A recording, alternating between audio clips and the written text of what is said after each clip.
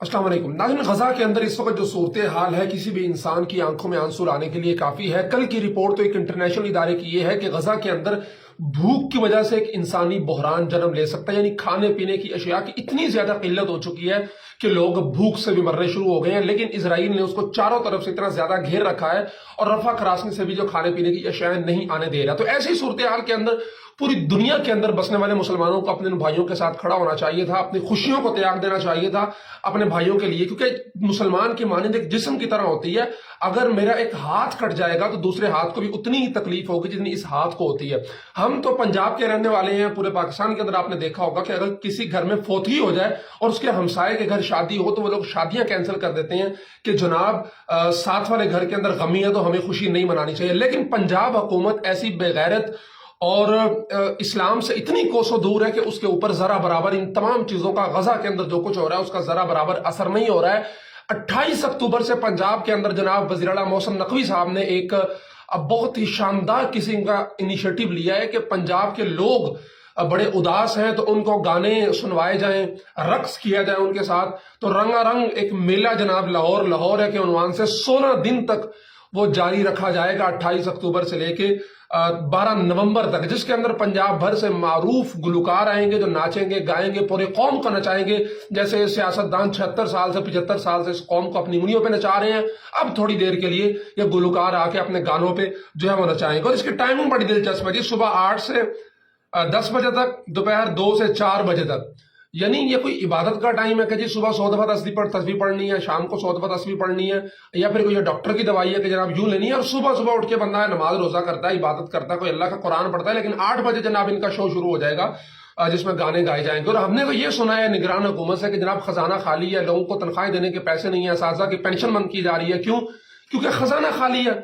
लेकिन ये जो 16 मारूफ गुलकारों को जो पैसे दिए जाएंगे तो क्या मोहसिन नकवी साहब के अब्बा की प्रॉपर्टी के अंदर से दिए जाएंगे, या फिर जो और पंजाब के वज़रा हैं वो अपनी अम्मा जो उनकी जहेज में लेके आई थी वहां से दिए जाएंगे? सब चीजें छोड़ दो यार, हर चीज आपके पास मौजूद हो, कोई इंसानियत की रमक आपके अंदर बाकी है कि गजा के अंदर क्या हो रहा है, क्या मतलब क्या कुछ नहीं कर लिया अगयार ने उम्मत मुस्लिमा के साथ। ऐसी सूरत हाल के अंदर हमें उसका अमली इजहार करना था कि उम्मत मुस्लिमा जज्दे वाहिद की तरह, एक हिस्से को तकलीफ हो दूसरा हिस्सा उसको महसूस करता है और महसूस कर रहा है। पूरी दुनिया के मुसलमान कर्ब के अंदर हैं। लेकिन अगर किसी को अय्याशी करनी है, लेकिन अगर किसी को म्यूजिक सुनना है, अगर किसी को फेस्टिवल मनाना है, अगर किसी को रक्स करना है तो वो पंजाब की इंतजामिया है। और खुद तो वो बेगैरत है ही, खुद तो वो अपनी नेशनलिटी और अपनी कौमियत के नशे के अंदर इतनी मदहोश है कि जी मैं तो, मेरा गजा का मसला गजा का, मेरा कोई मसला नहीं है कि वो फेस्टिवल करवा रही है। इसके साथ साथ वो पाकिस्तानी कौम को भी अपनी तरह बेगैरत और मदहोश बना देना चाहती है कि छोड़ो मुसलमानों के मसाइल को, छोड़ो, तुम अपनी अय्याशी को देखो, अपने तुम उसको देखो, क्या बोलते हैं, रक्सो सरूर को देखो, और अपने तलज्जुज को देखो, अपने मजे को देखो, अपनी इंजॉयमेंट को देखो। इन चीजों के अंदर तो गजा वाले बेचारे 75 साल से मर रहे हैं, 2-4 और मर गए तो क्या फर्क पड़ता है? ये लोग तो यही सोच रहे हैं। मेरी गुजारिश है इस वीडियो के जरिए, खुदा के वास्ते कुछ खौफ कीजिए, कुछ गौर कीजिए।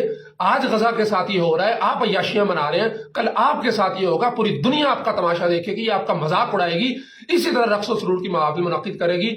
आपका कोई परेशान हाल नहीं होगा। क्योंकि आज जो हमारी सूरत हाल हुई है वो इसी वजह से हुई है कि माजी के अंदर किसी एक मुसलमान मुल्क के साथ या किसी एक मुसलमान खित्ते के हिस्से के साथ कुछ अगर गलत होता था तो दूसरे लोग खुश होकर मुतमईन होकर बैठ के उसको देखते थे कि उसके साथ हो रहा है, हमारे साथ तो नहीं हो रहा, हमारी अपनी याशियां पूरी हैं तो हम क्या करें। तो नतीजा ये हुआ कि मुसलमान कटते चले गए, कटते कटते नौबत ये आ चुकी है कि हर थोड़े अरसे के बाद कहीं ना कहीं पे मुसलमानों को ज़रब लगाई जाती है। और उनको पता है कि इतने इनफरादियत के अंदर इतने ज्यादा तकसीम हो चुके हैं, तासुबात के अंदर इतने ज्यादा पड़ चुके हैं कि ये एक मुसलमान दूसरे मुसलमान की मदद को नहीं आएगा। लेकिन इंशाअल्लाह आपने इस पर भरपूर आवाज बुलंद करनी है। खा वो पंजाब की इंतजामिया हो, बिलखसूस मोहसिन नकवी साहब का ही ये इनिशिएटिव हो सकता है। फाइनल अप्रूवल तो उन्होंने नहीं देना, हम तो उसी को जिम्मेदार करार देंगे। हालांकि मुझ पे पहले भी उनकी तरफ से कुछ बहुत सारे एलिगेशन लगाए गए, मैंने 1-2 वीडियोस और की थी।